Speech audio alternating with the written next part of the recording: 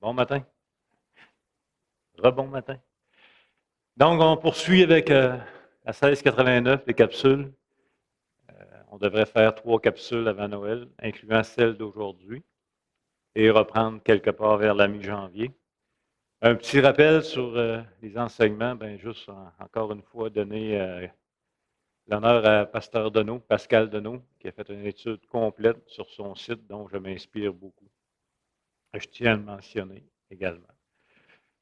Donc, un petit retour. On est toujours dans le culte religieux et le jour du sabbat. Donc, le chapitre 22, la 1689. Au chapitre 1, on avait vu principalement le principe régulateur. Je ne sais pas si vous vous en souvenez, c'est quoi ça veut dire. Le principe régulateur du culte. En d'autres mots, c'est Dieu qui définit lui-même comment il veut être adoré. Et la façon dont il veut être adoré est dans sa parole et non ailleurs. Et la sagesse du principe régulateur, c'est de ne rien enlever à ce qu'il demande, mais aussi de ne rien ajouter à ce qu'il demande. Le piège, pour nous, il est beaucoup plus dans ajouter que d'enlever. Parce qu'on pourrait décider d'en faire plus avec des bonnes intentions, des bonnes volontés. Mais la sagesse est de s'en tenir à ce que lui demande et non d'ajouter toutes sortes de frivoles qui seraient probablement très jolies, mais c'est un principe de sagesse. On avait vu ça au paragraphe 1. On avait également vu que depuis la chute, c'est impossible d'adorer Dieu sans médiateur. Fait que ça, on avait vu ça aussi. Fait que ça, c'est un point important, encore une fois, dans le culte d'adoration. L'être humain déchu, racheté par Dieu, né de nouveau, ne peut adorer que avec un médiateur. Et ce médiateur aujourd'hui, dans la Nouvelle Alliance, c'est Jésus-Christ. Donc, on avait vu ça aussi. On avait vu aussi que c'est au nom de Jésus qu'on peut prier. Ça veut dire quoi au nom de Jésus? Ce n'est pas une formule magique. Donc, quand on dit qu'on prie au nom du Seigneur, c'est tout simplement qu'on manifeste encore une fois notre confiance à Jésus-Christ, son œuvre, et que sans lui, sans son œuvre, il est impossible de s'approcher, d'entrer dans la présence de Dieu. Donc, encore une fois, oui, on prie au nom du Seigneur Jésus, mais on prie au nom, gardez ça en mémoire, que c'est son œuvre et c'est notre confiance dans son œuvre et c'est grâce à lui que nous pouvons avoir accès à la présence de Dieu. Donc, on avait vu ça également. On avait aussi vu qu'il faut prier pour tout homme. On avait vu qu'on ne prie pas pour les morts, contrairement à certaines traditions, mais qu'on peut prier également pour ceux qui sont à venir. On ne peut pas prier pour ceux qui sont passés, mais oui, on peut prier pour ceux qui sont à venir. Donc, c'est un peu sur l'exemple de la prière de Jésus quand il a dit, c'est pas seulement pour vous que je prie, mais pour tous ceux qui vont croire en mon nom. Ça va? Fait qu'on avait vu, on résume, là, mais c'est ce qu'on avait vu grossièrement dans ce chapitre. Là, on est rendu au paragraphe 5, la page 63. On va le lire ensemble. La première phrase est longue. Le culte religieux de Dieu comprend, avec 2 petits points, la lecture des Écritures, la prédication et l'écoute de la parole de Dieu, l'instruction et l'avertissement mutuel par des psaumes, des hymnes et des cantiques spirituels, chantant au Seigneur avec la grâce dans notre cœur, ainsi que l'administration du baptême et du repas du Seigneur, à exécuter en obéissance à lui, avec intelligence, foi, respect et une sainte crainte. En outre, une humiliation solennelle accompagnée de jeûne et d'actions de grâce lors de circonstances particulières devrait être pratiquée de manière sainte et religieuse. Donc, c'est ce paragraphe-là qu'on va voir ensemble ce matin. Ce paragraphe précise le contenu d'un culte. Le culte prescrit par les Écritures est composé de quoi? C'est ce que dit le paragraphe.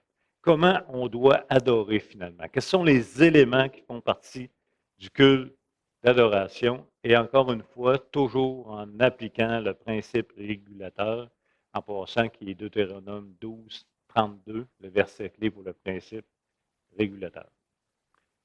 Donc, le verset de la 1689, entre autres, 1 Timothée 4, 13, 1 Timothée, le chapitre 4, le verset 13, qui dit ceci, Paul qui parle à Timothée.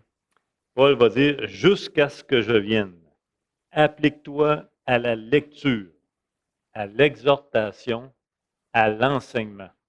Lecture, exhortation et à l'enseignement.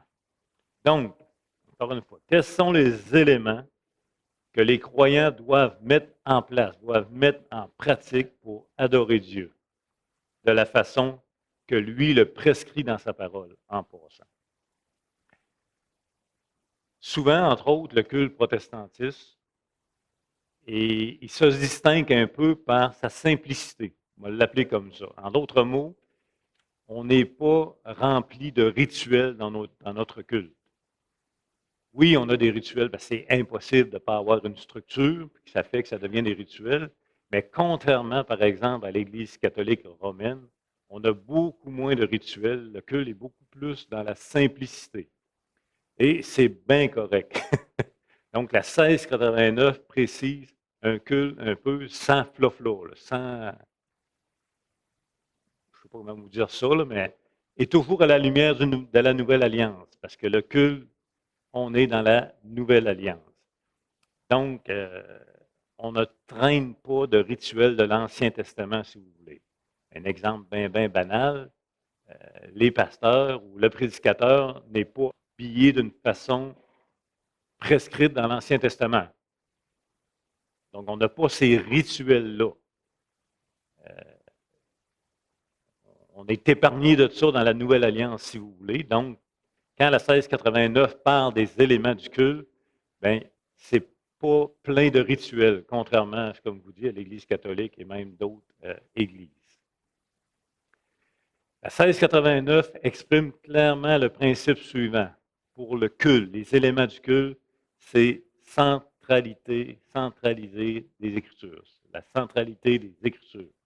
Ce qui est au centre du culte, les éléments du culte, ce sont les Écritures premièrement. Tous les aspects du culte, tous les éléments, toute la substance du culte doit être influencée par les Écritures. C'est notre protection, en passant. Il n'y a rien à ajouter, il n'y a rien à enlever, et on est présentement dans la Nouvelle Alliance. On n'a pas à aller chercher des éléments de l'Ancienne Alliance pour appliquer dans le culte de la Nouvelle Alliance. On s'en tient prescrit dans la Nouvelle Alliance pour le culte. Donc, tout ce qui est dit, les paroles, les chants, les prières, tout ce qui est administré, baptême, etc., doit être en harmonie avec les Écritures. Un des versets de la 1689 est Colossiens 3,16, puis je pense que c'est un des bons versets clés pour se souvenir des éléments que le contenu du culte. Colossiens 3,16, on va le lire ensemble. Que la parole de Christ demeure en vous dans toute sa richesse. Instruisez-vous. Je pense que c'est le mot-clé du verset. Instruisez-vous les uns les autres, okay, en toute sagesse. Comment? Par des psaumes, des hymnes, par des cantiques spirituels, chantant à Dieu dans vos cœurs en vertu de la grâce. Donc, quels premiers éléments que le 1689 va dire dans son chapitre, paragraphe 5, pardon? La lecture des Écritures. La lecture des Écritures.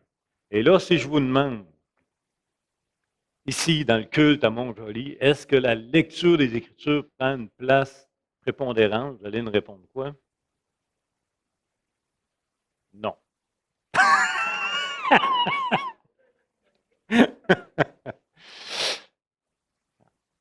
Non. La réponse est non. Ce n'est pas un péché, là. Soyez tranquille.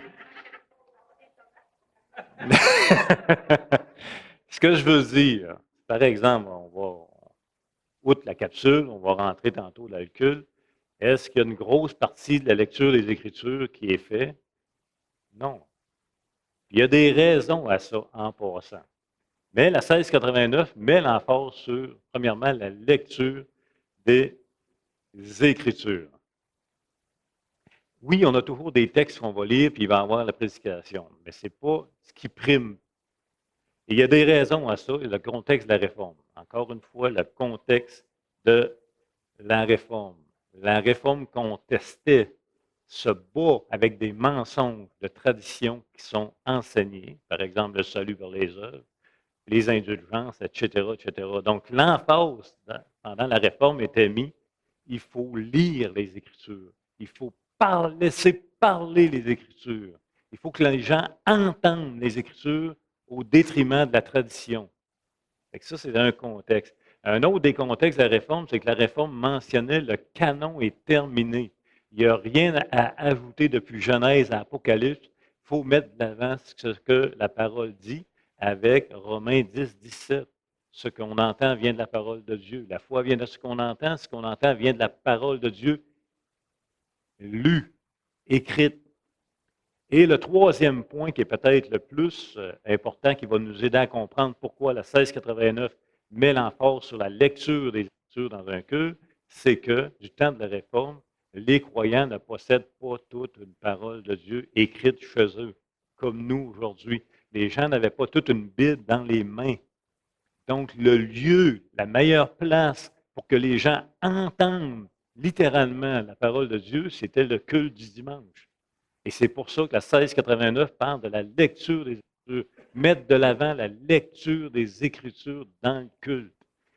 Donc, pensez-y 2 minutes.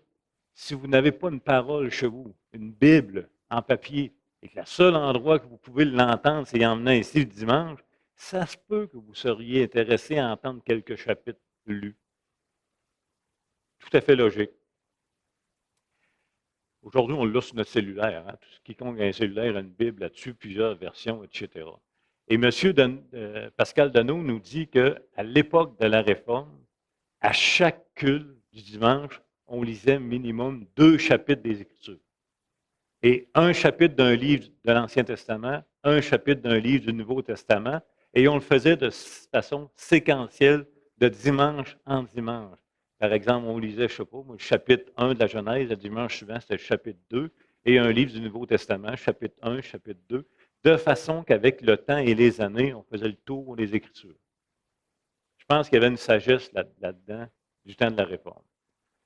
Est-ce qu'on doit lire les Écritures dans notre culte? Certainement. On le fait. Est-ce que vous seriez déçus si on passait 15 minutes le dimanche matin à lire des textes? Peut-être que vous allez taper du pied. Peut-être que vous allez dire, voyons, c'est long. En faisant ça, en passant, on s'assure que chaque croyant entend la parole écrite de la parole de Dieu. Mais on le fait. Mais c'est comme je vous dis, il y a un contexte. Mais pourquoi la 1689 met l'emphase? Premièrement, la lecture des Écritures. Rappelez-vous du contexte de la 1689. Pas de parole pour tout le monde. Et on veut que la parole écrite soit entendue au détriment de divers mensonges, diverses traditions. C'est elle qui prime. C'est la force de la réforme. La parole. Laissez-la parler. C'est elle qui a autorité. OK? Ça va là-dessus? Donc, pour les auteurs, la 1689, c'est tout simplement un exemple à suivre en passant, de lire la parole dans le culte, et ils prennent l'exemple de Jésus-Christ lui-même dans Luc 4, 16 à 17. Luc 4, 16 à 17, en parlant de Jésus. Il se rendit à Nazareth, où il avait été élevé, et selon sa coutume, il entra dans la synagogue le jour du sabbat, et on lui remit le livre du prophète Élie. L'ayant déroulé, il trouva l'endroit où il est écrit, et Jésus fait la lecture. Paul également, on le voit, le même principe dans les Actes des Apôtres, où Paul entre dans la synagogue et il fait quoi? Il fait la lecture de la parole de Dieu. Donc, même dans le Nouveau Testament, on voit que régulièrement, le culte commence avec la lecture. Ensuite, on explique.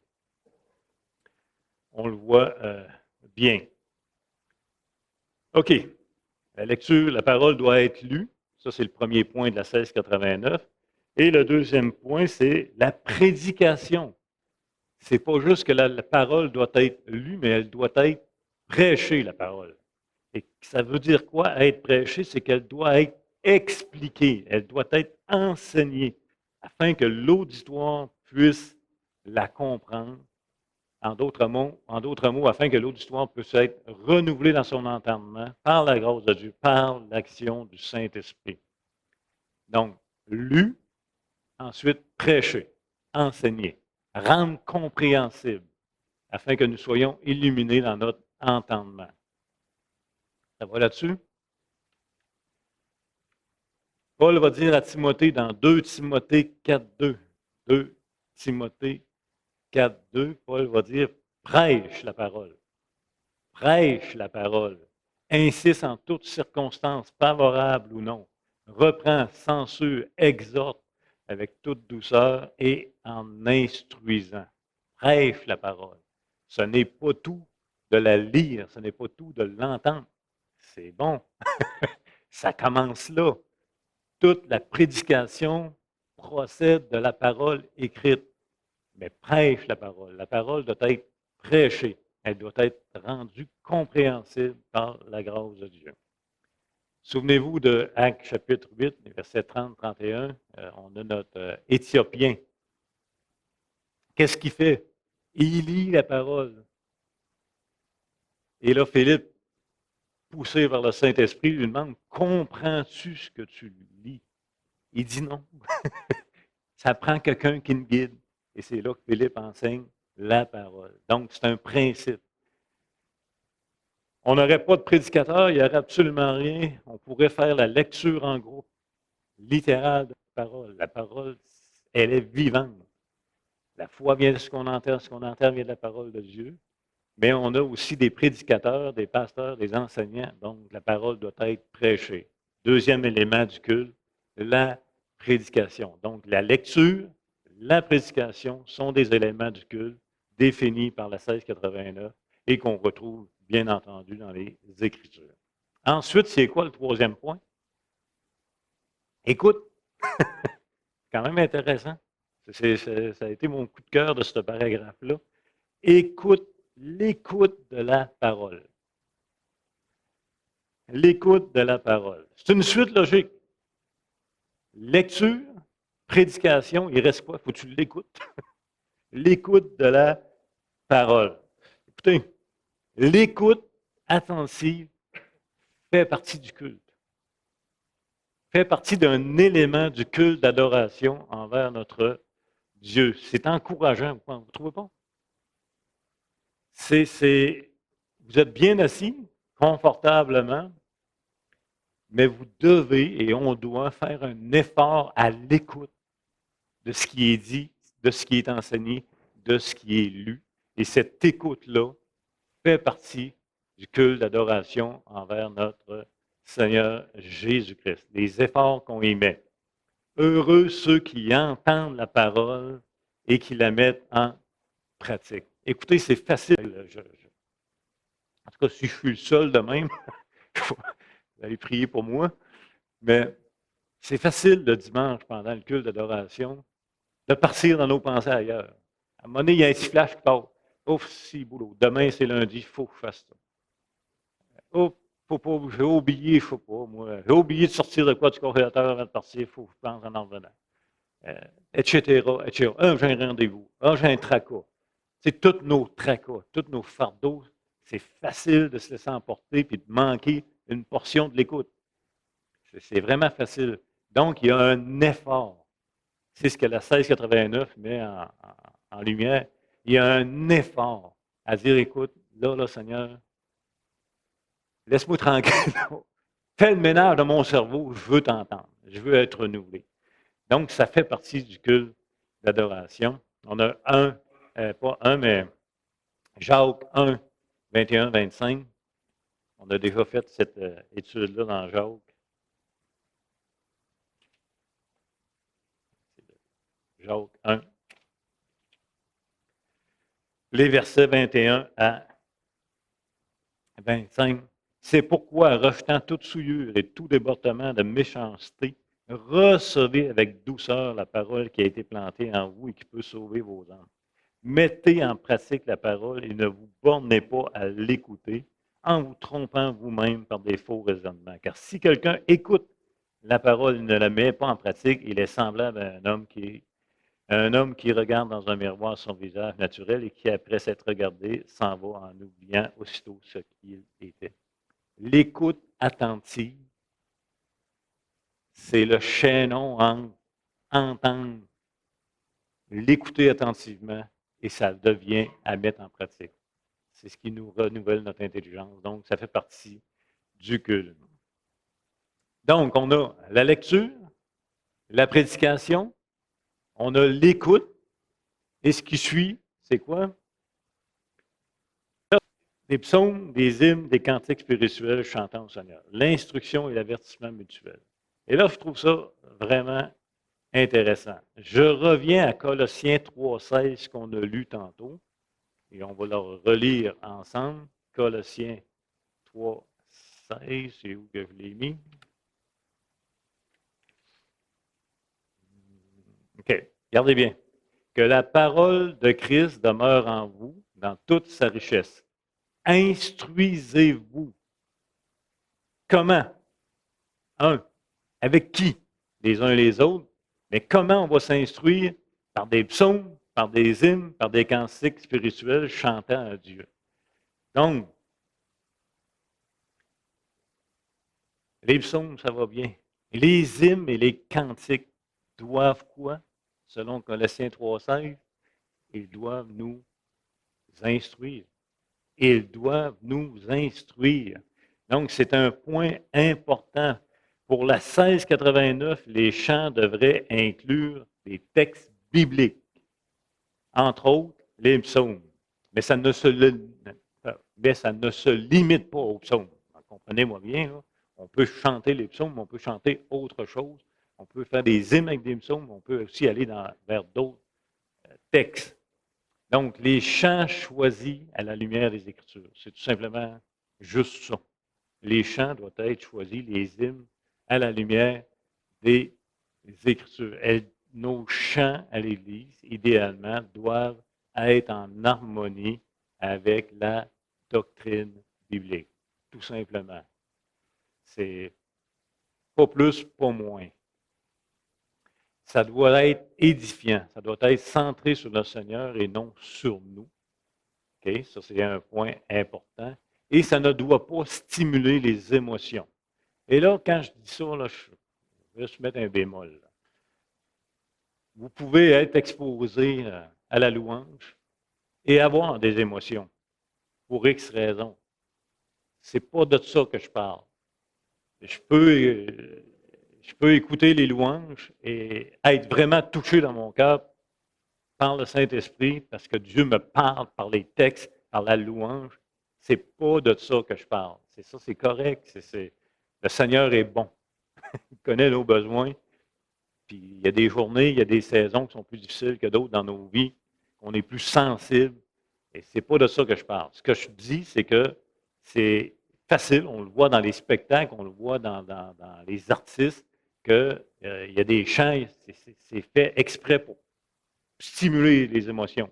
Tu t'en vas voir un show, on va appeler ça de même, je n'y vais pas souvent, moi, là, je ne suis pas un gros sorteur de musique, mais il y a un spectacle de musique, puis il y en a le trois quarts qui pleurent, qui sont stimulés émotionnellement. Bon, c'est voulu. Puis il y a un temps pour ça mais l'Église, ce n'est pas le lieu à mettre l'emphase, on va stimuler les émotions des croyants. C'est trompeur. Vous me suivez?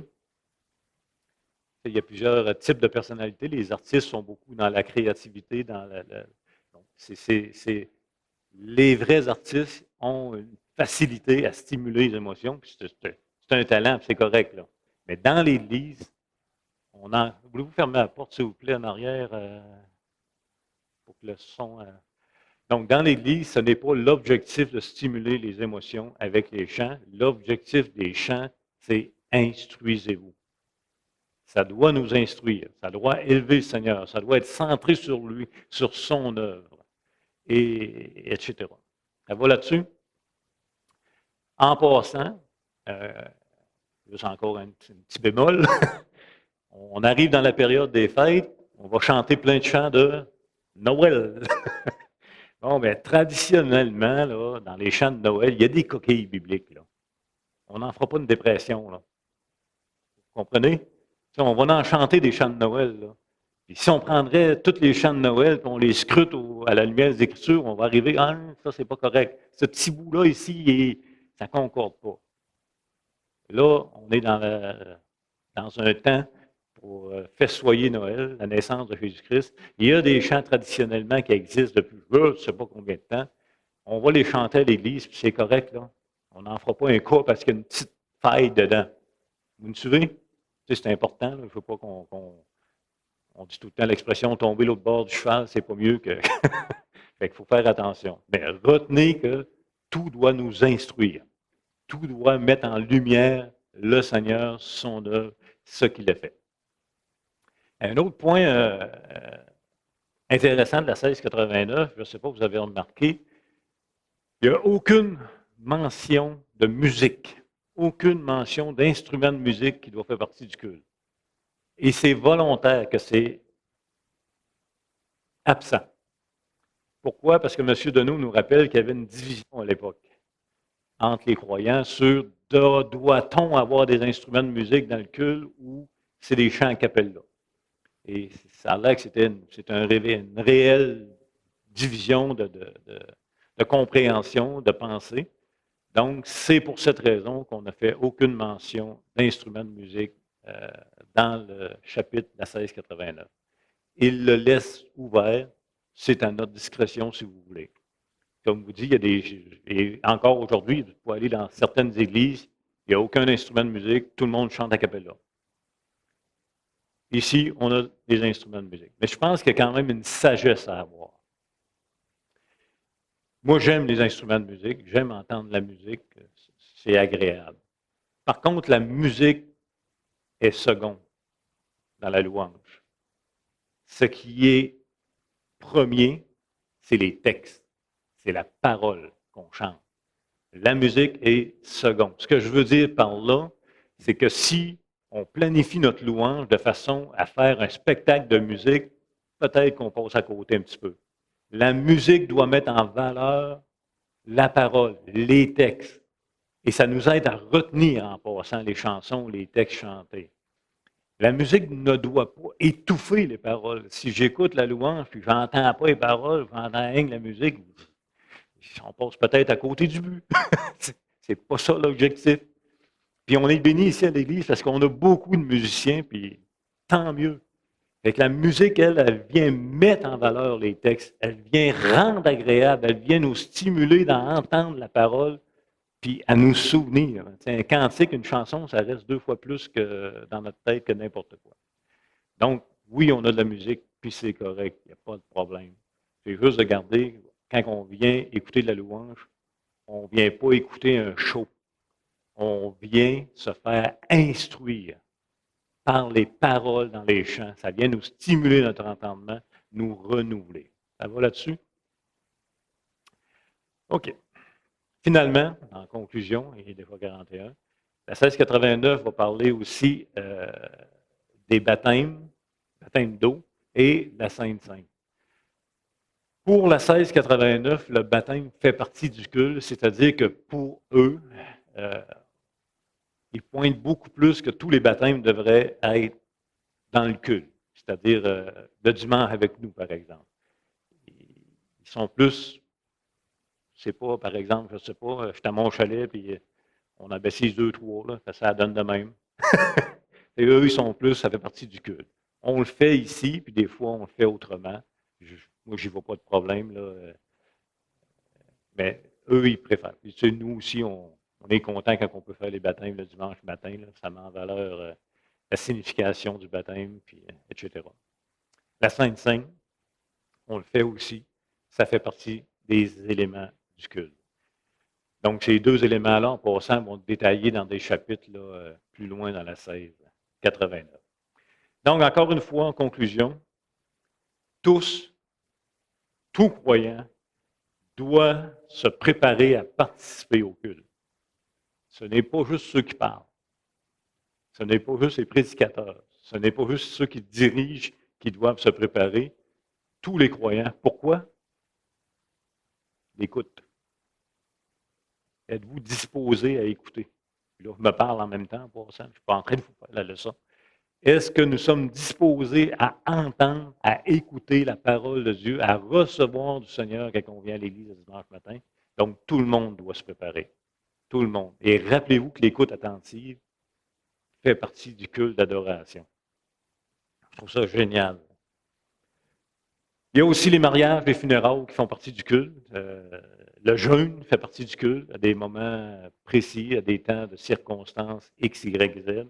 Le mariage, les funérailles font partie du culte et ils sont adaptés en passant, particulièrement. On ne retrouvera pas dans un mariage tous les éléments du culte du dimanche nécessairement, ni dans les funérailles tous les éléments du culte du dimanche nécessairement. C'est adapté, mais ce qu'il faut garder en mémoire, que ce soit un mariage, que ce soit une funéraille, tout ce qui est prêché, tout ce qui est dit doit être en harmonie avec les Écritures. C'est notre protection. Voilà pour ce matin. Fait que dimanche prochain, Dieu voulant, on va voir à quel endroit maintenant le culte doit avoir lieu. C'est bon? Bonne semaine tout le monde.